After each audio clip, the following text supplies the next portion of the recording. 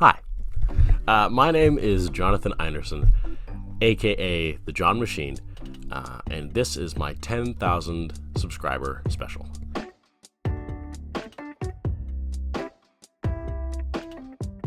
I have not scripted out this video, I just have notes on my phone about the comments that you guys left, so this video might be a little bit rambly, but that's okay, it's probably more of an honest take then. A few months ago, I asked you guys in advance to ask me any questions that you wanted to ask. You can probably tell that this video wasn't scripted because this is very poorly worded. And you guys did not disappoint. I chose a little chunk of the questions, and I think I have like 16? 1, 2, 3, 4, 5, 6, 7, 8, 9, 10, 11, 12, 13, 14, 15. It's a long one. 16, 17. 17 questions that I chose out of the number of questions that you guys asked. So let's get started. Binzu Shi asks, congratulations to you and your channel. If I may ask, do you have any tips, especially on the drawing process, like the do's and don'ts, or maybe on the rendering process and drawing the Pokemon art style? You have such great designs and concepts, so I wonder how or from who did you learn this?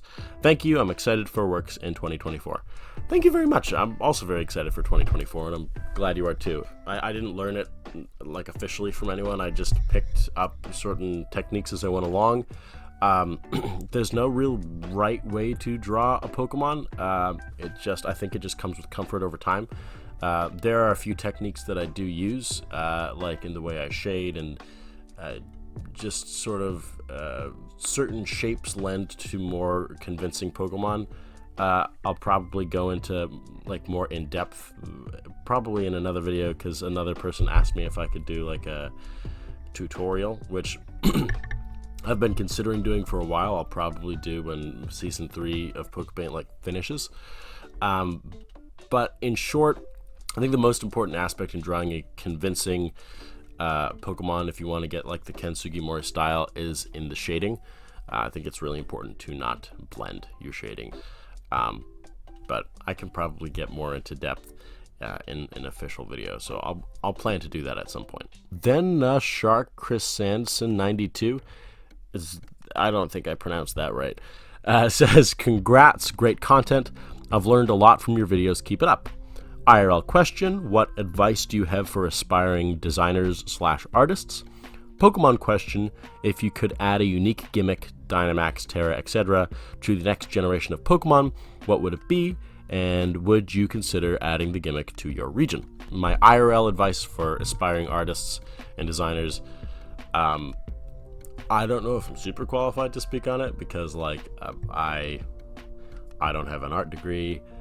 My official job isn't art related at all, but to somebody who would want to pursue a similar like hobby and share their art online, my advice would be draw things that you like, and consistency.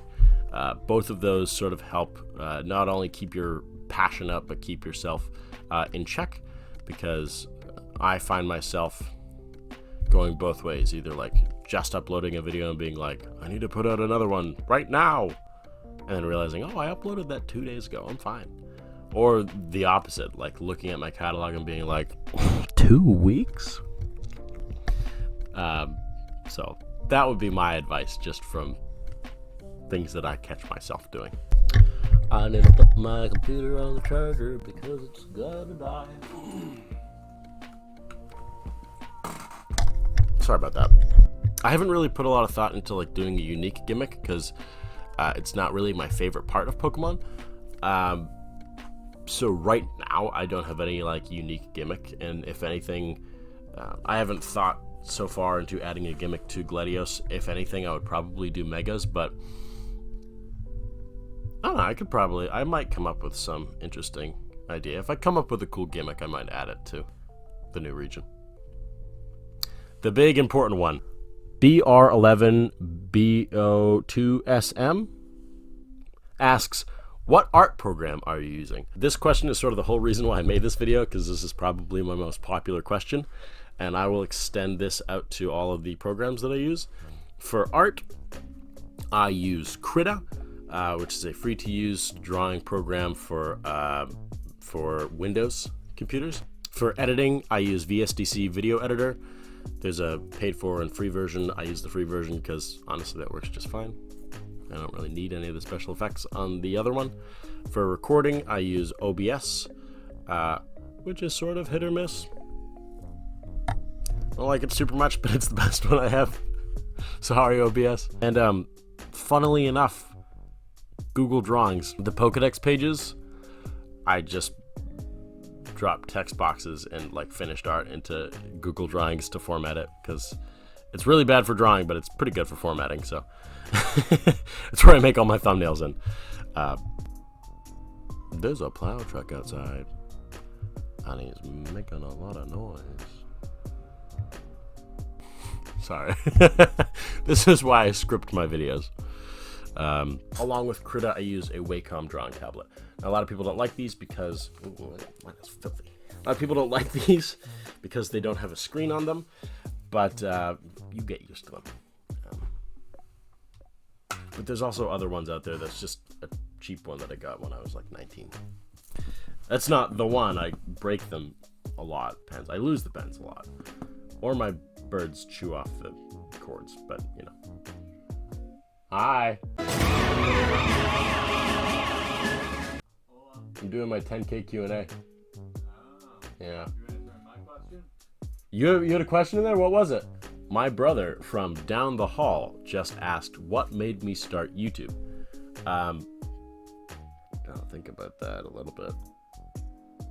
So there was no real one big thing that made me start YouTube. I'm 22, so I'm sort of in that age range of like the people who grew up watching like the old like first YouTubers, right? So when I was young, I sort of had just a weird amorphous fantasy of, oh, I want to be on YouTube, but I never really thought I was going to be. And then in high school, I started this channel and like did completely different stuff on it. I like vlogged for like 6 months, and it was like a weird sort of amorphous thing with no sort of end goal. So I sort of that puttered out. And then during the lockdown in 2020, a really good friend of mine who also had a YouTube channel in high school was like, hey, nothing's going on right now. We should like restart our YouTubes. And so I started uploading like video game videos with him. And then I started doing art. And then I realized, oh, this is pretty fun. And so I just kept doing that until we were here. McTankis asks, what is my favorite final boss of all time? That's sort of a loaded question because I don't play a lot of video games, which is sort of funny because one of my main subjects is about a video game, Pokémon. So I don't really have a lot of options to choose from. My favorite final boss of any video game is probably the PS4 Spider-Man version of Otto Octavius, although I haven't played that game. I've just seen it. Out of all the games that I've played, probably Alduin from Skyrim is up there. Although that's sort of a safe answer for me. SG Tarn25 asks, why did you never post the art for Tobias, Professor Fraxon, the protagonist, champion, or Kane, or Shiny Angemel from Season 2 of Pokepaint on DeviantArt? I didn't. Hold on one second.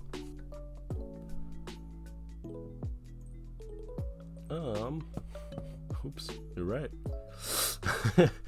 I did not mean to do that. I will upload those at some point. That was not on purpose. You're gonna make me say this.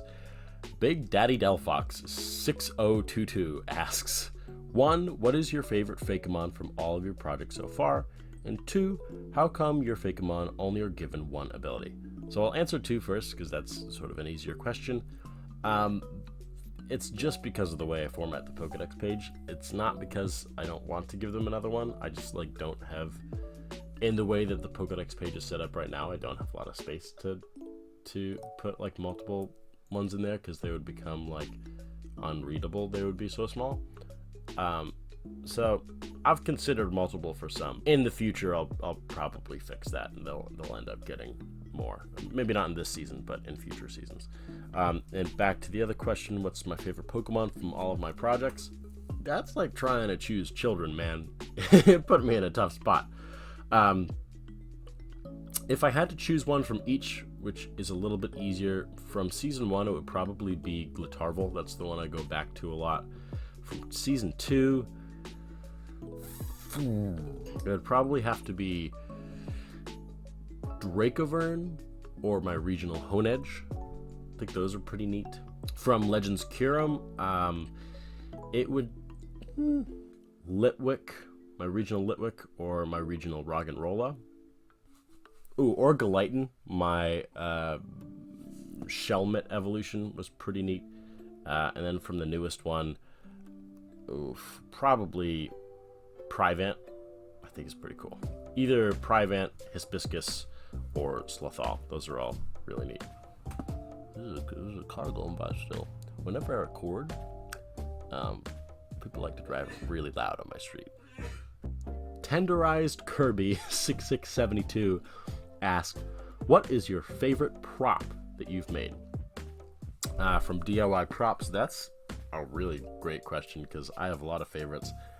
I really like the Harry Potter ones that I've done just because those look super accurate. My favorites would probably have to be... I'll go get them.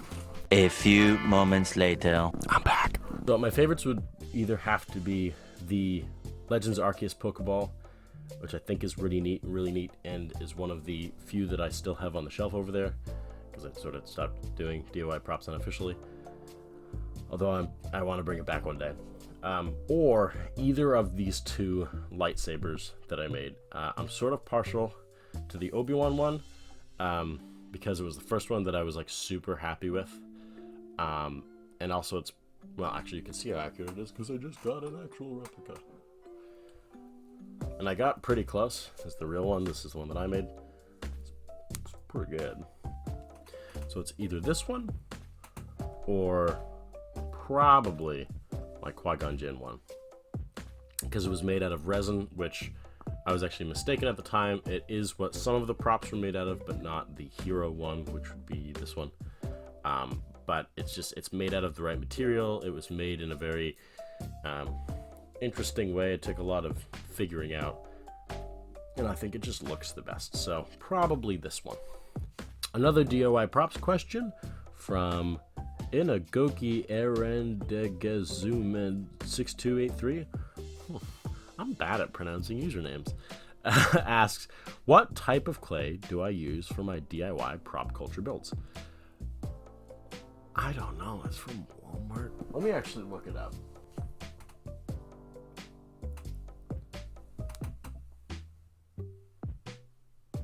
It comes in this like purpley thing.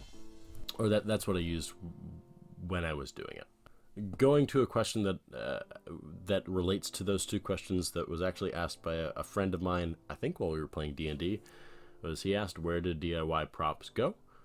Like at the series, because I'm not uploading it anymore, and like if I had anything in the works, and it sort of is on hiatus indefinitely until I figure out like a really good way to do it, because I'm not home a lot to like make the props, and so I was sort of delaying a lot of the videos that I wanted to put out, and it wasn't really, it just didn't work out well.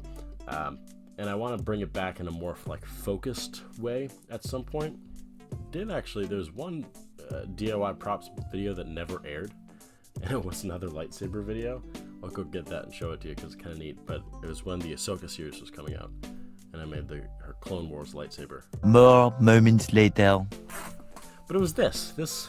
I completely finished this one, and I had footage for it and everything, and I didn't write a script for it, and I didn't edit it. So, yeah, that would have been the last one of the series. But I'll hopefully bring it back someday. Not in like the near future, but I'm thinking like, give me 2 or 3 years, and I'll figure out a way to do it right. Bernada Kinkter asks, are you planning to do more Legends games like Legends Celebi or Legends Magearna? Probably. I sort of wanted to do, if not like every other season, then like occasional like Legends content. Yeah, I'll probably do another Legends game concept at some point. Because that miniseries was really fun. I really liked doing that. Brilliant Spades asks, question 1, can you let us choose what you do for Pokepaint Season 4? And question 2, will you ever revisit Cloniar? So question 2 is sort of answerable in question 1's answer. I'm highly considering, after Season 3 is over, doing a poll about what you guys would like to see next. Because I have like 4 region ideas. One of them is my revisit of my New England inspired region, which I don't think will be Cloniar. I think I'm going to change it a little more substantially from Cloniar, but I will at some point. So that's sort of up to you whenever I will revisit it. Freshest asks, are you ever going to look at the Discord server? So for anybody that doesn't know, I do have a Discord server. And he's right, I don't look at it as often as I should. I probably look at it more often than you guys think, because I like to more be like an observer. So I haven't forgotten you guys. But honestly, I work a lot, and you know, if you ever had the chance to ask any of my like long-term friends how easy it was to get a hold of me, they would say that I basically disappear for months at a time. Don't talk to anyone. So it's not on purpose. I just am chronically offline, which is probably a good thing for my mental health, but sorry. Zabata Darte 708 asks, why did you stop including the population numbers for History of the Future? You bring up a planet with a large population, it would be nice to give a number to it. So I think you're talking about the 61 Cygni system with Arjun, the city planet.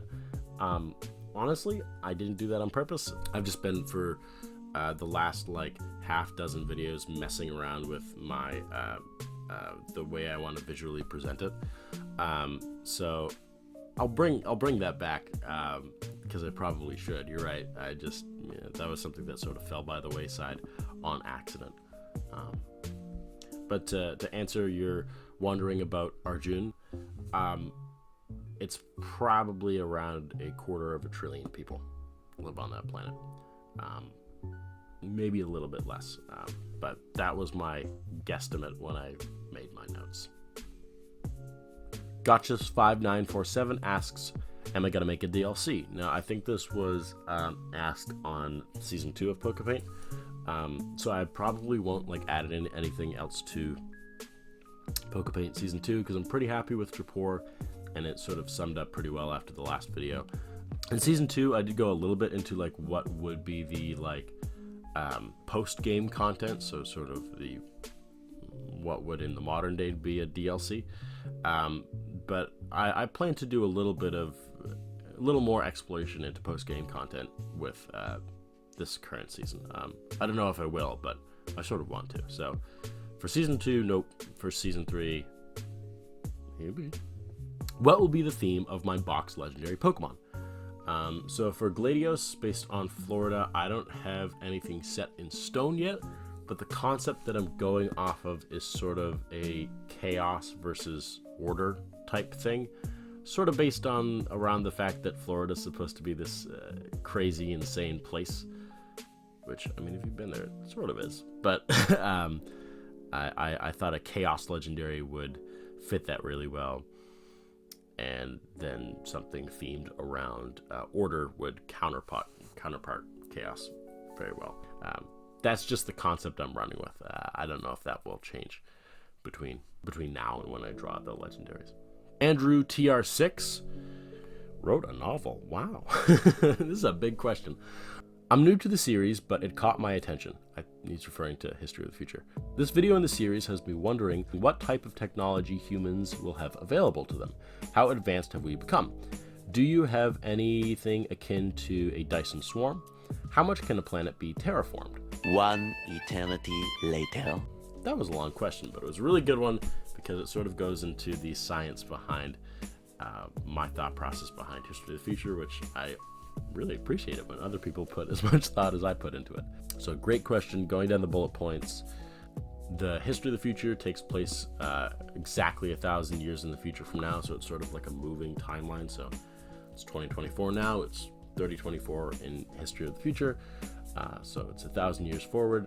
We've sort of advanced to like a moderate sort of halfway point between a hard science fiction and something more fanciful like Star Citizen or Star Wars, because we of course have faster than light travel, which sort of gives you a good idea of where we are. Dyson swarms are something that I sort of ruled out towards the beginning. I agree that we could probably do them with our current technologies. However, like you pointed out, we don't have the resources for it, and in my brain you would have to have a lot of resources for it. And in doing History of the Future, I try to reflect sort of a real world imperfection in politics and like organizational wealth. So I don't even think in 1,000 years, if we like unlocked faster than light travel, we would have any desire to make a Dyson swarm.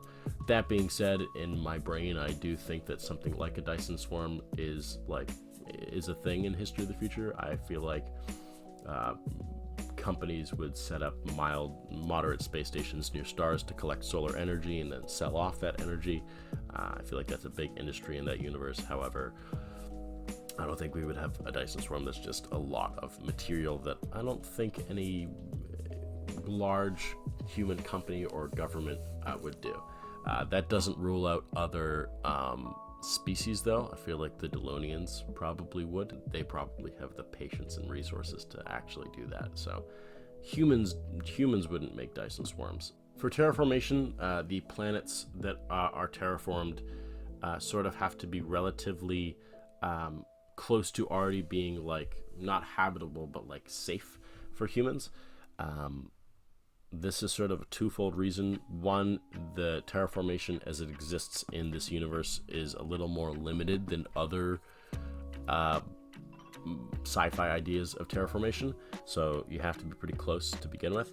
And two, the less close it is to Earth and like its atmosphere and surface, the more expensive that becomes to transform a planet with terraformation. So it sort of goes into the resource management thing of like companies and government programs want a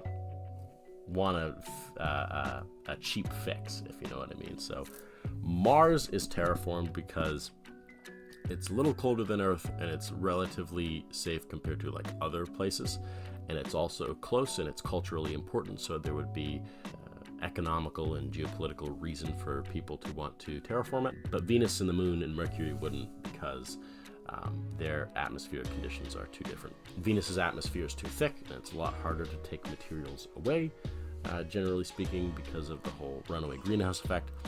And for the Moon and Mercury, there would be nothing for an atmosphere to hold on to. So that's sort of my short way to answer that, but I don't want to get too, I don't want to spend too much time on that question. But that was really well researched. Thank you for putting all that time in. Hunter Howell 5636 asks, do you zoom in to work on little details on this map? I ask because these videos always show the full drawing, and I get that this chapter of Pokepaint ain't as story driven as usual, but I hope that you will eventually share with us the story when you draw the rival, gym leaders, and evil team. So I do zoom in on Krita. In OBS, you can choose what window you capture. So you're not seeing the window that I'm drawing on when I record it. I open my drawing and then I open like a cloned tab, and you can go full screen on that. So you're seeing the full screen representation of what I'm drawing when I do it. So that's why it doesn't zoom in and out and look really confusing. I did that originally, but I figured out a way to negate that, and I think it looks cooler. So, and yep, this chapter of Pokepaint will have its own story. I sort of might have not said it in a super clear way, but the start of the season was sort of an experiment into a way to pace it, because the other Pokepaint seasons that I had done before, started out with this story, and the Pokemon that I could make at the beginning were a little bit limited, so I wanted to sort of go away from that. But yes, this year specifically, there's going to be a lot of story stuff for Pokémon Season 3. Specifically, I'm going to start doing a lot of gym leader stuff in a couple of weeks, so that's something to look forward to. And the final question of the video by Mel's287. Okay, in that case, I have a question for you. What is your favorite official Pokemon, and what is your favorite Fakeamon that you've ever designed? Congrats on 10K, by the way, you deserve it. So the second part of that question sort of relates back to the one that I answered way at the beginning on the favorite Pokemon that I've drawn. If I had to pick one out of all of them, it would have to be a Season 3 one, because I feel like I improve every time. Between Slothal, Hibiscus, and Privant, probably Privant. No, probably Hibiscus. It's really hard for me to choose, but an official Pokemon, I also sort of have a hard time choosing my favorites, just because there's a lot of really cool designs. I have particular nostalgia for Staraptor and Empoleon, because the first Pokemon game I ever played was Platinum, and those were my first Pokemon, the first Pokemon I ever caught. But non-nostalgia related, it's probably either Pincurchin or Grafaiai. Probably Pincurchin. He's just a little guy. Look at him. Look at him. He's just a little guy. But yeah, Pincurchin's probably my favorite Pokemon. And all right, that is all of the questions for my 10K Q&A. Thank you guys for sitting through my ramblings. I hope I actually answered them, because I sort of have a habit of rambling and not actually answering any questions. But no, in all honesty, I never thought that I would get to 1,000 subscribers, never mind 10,000. Like the question that my brother posed earlier in the video, I never really planned to make YouTube like an official thing, but then, you know, I hit 1,000 one day, and I was like, ooh, this sort of pipe dream might actually come out to be something that might be sustainable, like self-sustainable one day. And so, yeah, and that's all thanks to you guys for watching my videos every day and subscribing, and for those of you that support me on Patreon, that's really cool. I cannot thank you enough. That's going to do it for this video. We're back to Pokepaint next week, if all goes well, back to our regularly scheduled program. But that's going to be all. Thank you guys so much for watching. If you like this video and want to see more like it, then leave a like and subscribe to get notified when I upload next. See you later.